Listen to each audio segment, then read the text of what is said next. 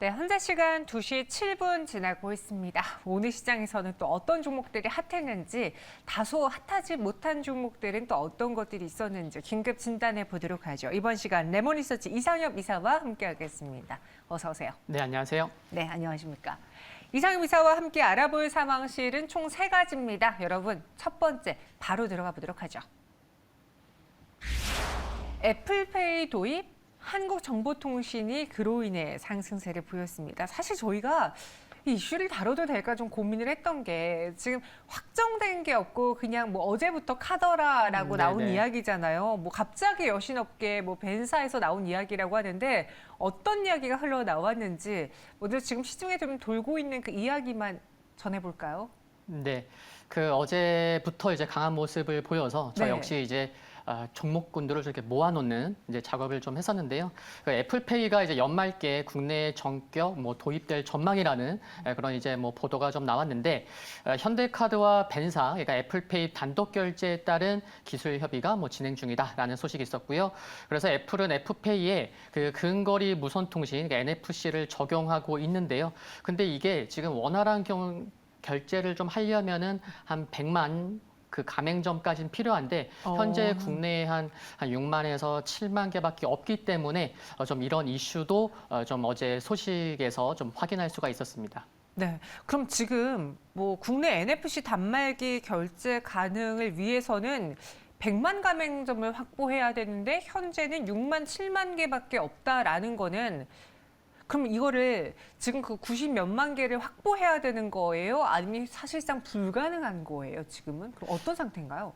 그래서 이제 현대카드에서도요, 어제 이렇게 소식을 보니까 그게 좀 가장 중요하다, 좀 확보할 필요가 있다라는 얘기가 있고, 또 이제 최근에 이제 애플 관련된 제품을 사면 거기에 또 애플페이를 설정을 꼭 해야만 하는 그런 상황도 있다고 하더라고요. 그래서 뭐 국내에서 정말 연말에 될지 아닐지, 아니면 조금 뭐 지원될지는 모르겠지만, 그래도 좀 이슈가 이게 뭐 오늘로 뭐 끝나는 게 아닌 것 같은 그런 흐름인 것 같습니다. 아, 한국정보통신과 이룬 뭐 몇몇 종목들이 어제 이로 인해서 상승을 했어요. 그래서 제가 장 마감 직전에 워낙 채팅방이 뭐 애플페이 이야기로 뜨겁길래 마감 브리핑에서 다뤘던 기억이 나거든요.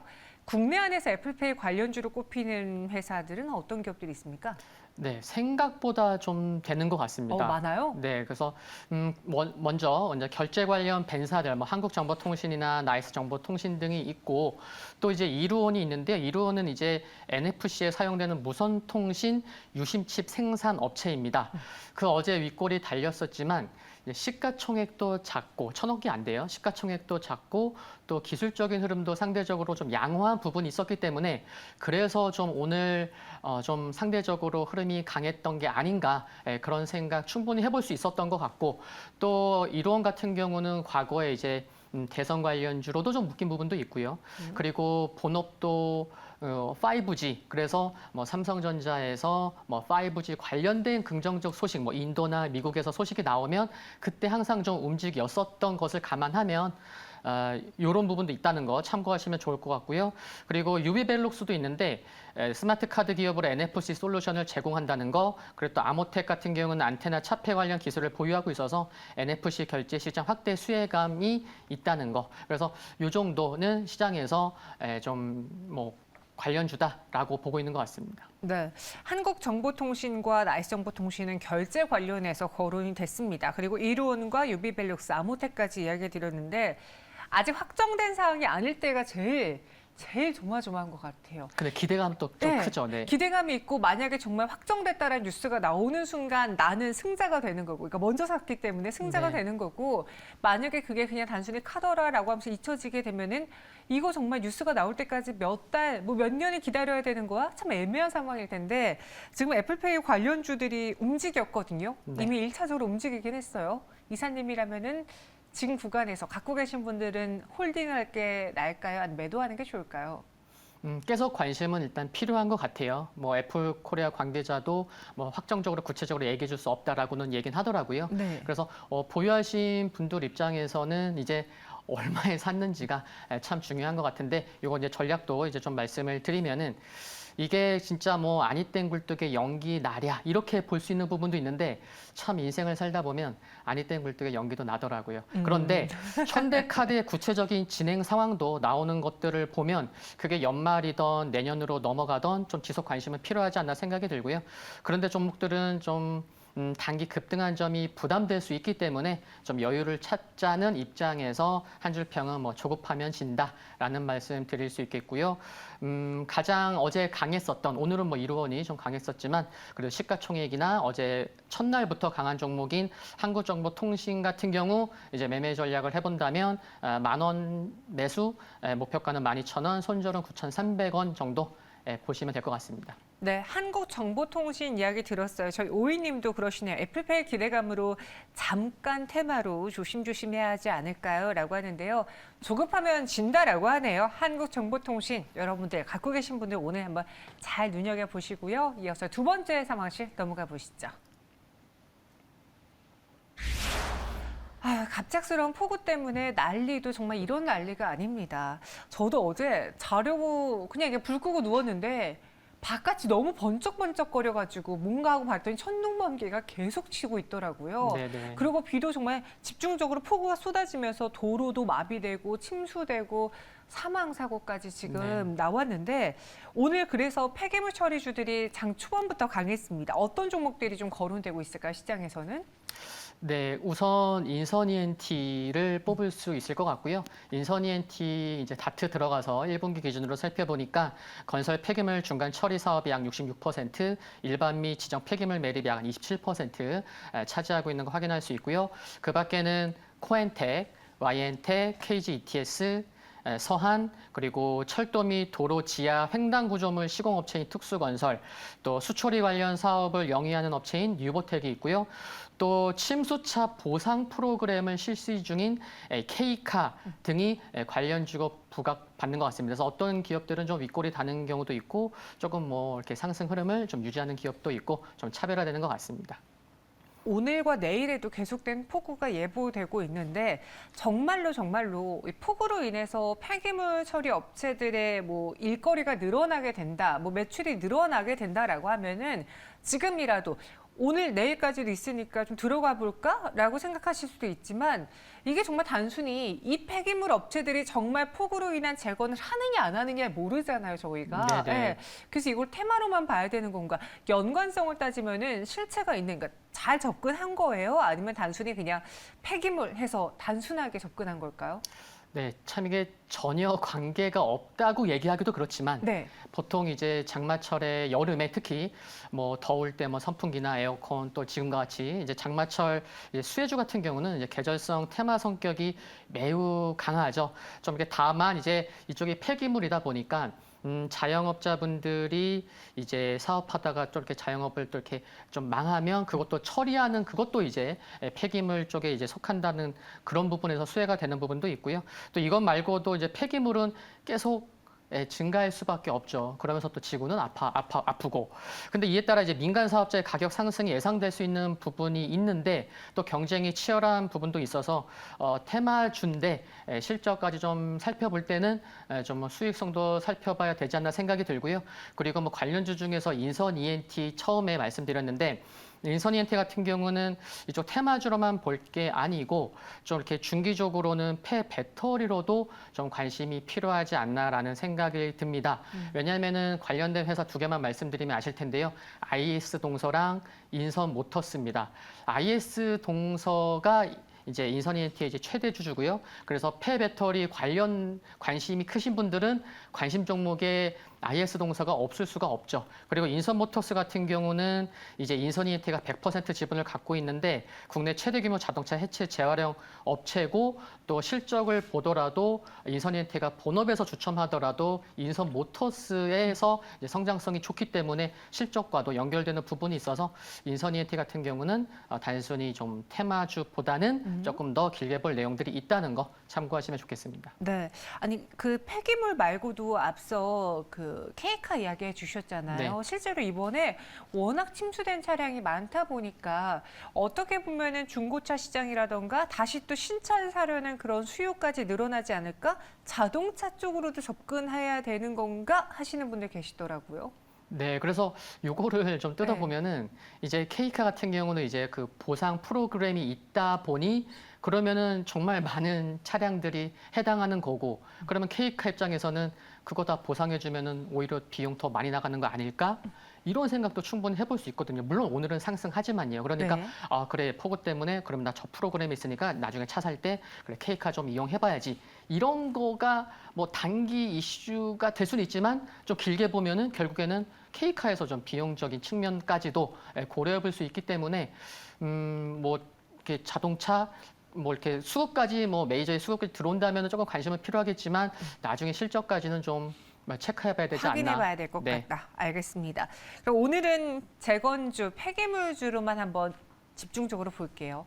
시가가 저도 인선 ENT를 어제 이제 막 사람들이 이야기하는 걸 듣고서는 궁금해가지고 동시호가에 쳐봤어요. 아 이거는 뭐 이미 VI가 걸려버려서 네. 사기 힘든 가격이다 싶었는데 현재는 오히려 음봉 전환했거든요. 이거 갖고 계신 분들 혹은 오늘 시가에 들어가신 분들 어떻게 하는 게 좋을지 좀 짧게 보고 방망이를 짧게 휘둘러야 되는 건지 대응 전략을 제시해드리죠. 네, 이제 폭우가 와서 조금 이제 단기 이슈성으로 좀 올라왔다고 생각이 드는데 이게 폭우가 이제 내일까지 좀 기상예보를 보니까 비가 온다고 하더라고요. 근데 또 비가 안 오다가 갑자기 뭐 폭우가 올 수도 있고 근데 폭우가 정말 어제 정도 와줘야만 또 시장에서 많이 부각을 받지 않을까 생각이 들고 그러면은 갖고 있다가 그러면은 폭우가 오기를 꼭 기도해야 되는 뭐 그런 그쵸. 그래서 이제 갑자기 폭우가 온다면은 오늘처럼 또 갭상승으로 뜰 거예요. 그러니까 이쪽 관련된 종목군들은 아, 참 매매하기가 쉽진 않구나. 타이밍 잡기가. 그런 부분도 있고 그래서 한 줄 평은 길어야 한 2, 3일 정도 보자. 라는 말씀을 드리고 싶고 인서니에티 같은 경우는 폐배터리 쪽으로도 좀 관심 있게 보자는 거 말씀드릴 수 있겠고요. 그래서 인서니에티 접근하고자 하면 물린 분들은 조금 다를 수 있겠지만 그래도 회사는 괜찮으니까요. 매수는 9,600원, 매도는 11,500원, 손절가는 9,200원 제시해 드리겠고 인서니에티 같은 경우는 오늘 장중 고점이 조금 뭐 일봉이나 주봉, 월봉에서도 좀 중요한 저항대라는 것도 좀 함께 참고하시면 좋을 것 같습니다. 네, 인선 ENT 어렵다라고 말씀해 주셨어요. 아마 시청자분들도 어려우실 것 같아요. 목표 주가 11,500원, 손절가는 9,200원 제시해 드렸습니다. 네, 이어서 마지막 상황실 만나보시죠. 임상 기다릴까요? HLB 이야기인데요. HLB가 오늘 상승한 것만이 아니더라고요. 주가를 보니까 차트상으로 우상향을 보여주고 있는데 이게 보니 간암치료제 리보세라닙이 다가오는 9월에 임상을 발표할 것 같다라는 것 때문인지 네. 최근에 주가 흐름은 어땠을까요? HLB 뿐만이 아니고 최근에 바이오주들 흐름도 좋고 기대감도 큰데 그 중에 하나가 HLB인 것 같습니다.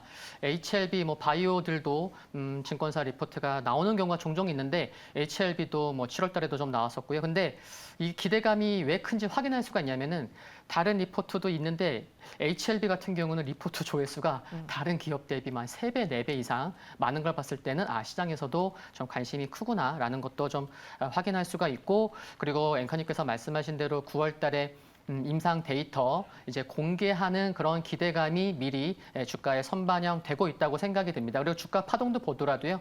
앞에 큰 이제 하나의 산이 있었는데 그걸 돌파하려면은 같은 각도로 돌파하기보다는 올라왔다가 좀 눌림목 나왔다가 다시 자연스럽게 상승하는 흐름이 나와 주어야만 전고 좀 돌파하기가 쉬운데 그런 전형적인 파동이 나오는 것도 좀 눈에 띈다 말라는 말씀 드리겠고요. 그리고 7월 말에 그 셀트리온 그룹주들 말씀드리면서 여러 모멘텀도 말씀드리면서 하반기에 중요한 학회 2개가 있다라는 말씀을 7월 말에 이미 드렸었죠. 그 중에 하나가 지금 기대가 되고 있는 9월 9일부터 9월 13일까지 열리는 ESMO 2022인데 유럽 최대 규모 암학회고요. 이게 또 세계 3대 암학회라는 거죠. 그리고 여기서 이제 임상 공개 데이터를 이제 공개를 할 거고 근데 회사는요 이게 기술 수출을 염두에 두지 않고 FDA 승인을 획득해서 직접 해외로 진출한다는 게 목표인 것을 보면 회사 내에서도 뭔가 자신감도 느껴지고요 뭐 임상과 관련돼서 뭐 뭔가 비전이나 철학도 있어 보입니다. 근데 다만 FDA 승인 목표가 올해가 아니고 내년이라는 거 그리고 또 이번 병용에 사용된 항서제약의 리주맵까지 함께 FDA 이렇게 허가를 획득해야 한다는 점까지를 감안하면 앞으로의 좀 진행 과정에도 좀 유심히 좀 살펴볼 필요가 있겠다는 말씀도 드릴 수 있겠습니다. 네. 앞서 HIV의 경우에는 유방암 치료제 유의성 확보라는 그 소식 때문에도 주가 강세를 보였는데 그럼 간암 치료제에 대한 발표 외에도 유방암 치료제, 그러니까 다양한 좀 파이프라인 모멘텀을 좀 갖고 있는 회사인가요? 무엇을 주목해 볼까요? 네, 지금 말씀하신 유방암 치료제 같은 경우는 자회사인 유방암 치료제가 이제 파이로티닙이라고 하는데 이제 자회사인 HLB 생명과학과 깊은 연관이 있죠. 그 HLB 생명과학은 2020년, 그러니까 2년 전에 파이로티닙의 한국 독점 라이선싱 계약을 해서 국내에서 그 임상 개발 및 판매 권리를 갖고 있다는 거 참고하시면 좋겠고요. 그리고 최근에 지난주에는 중국 항서제약이 진행했던 유방암 1차 치료제 임상 3상 결과가 유의성이 확보돼서 상승세를 보였고 그러니까 이제 자연스럽게 HLB도 흐름이 좋았는데요. 그 HLB 생명과학 같은 경우에는 이제 파이로티닙 국내 3상도 진행을 합니다. 그러니까 지난주에 좋은 흐름이 나왔던 거는 항서제약에서의 이제 임상했던 거고 이제 국내에서도 이제 계획을 하고 있어요. 7월 말에 제출을 했고 그래서 임상을 통해서 효능을 한 번 더 입증해서 국내 시장에서의 빠른 상업화를 계획하고 있는 것도 모멘텀이 될 수 있기 때문에 HLB 생명과학과 함께 HLB 그룹 뭐 관련된 뉴스는 함께 살펴보는 게 중요한 것 같습니다.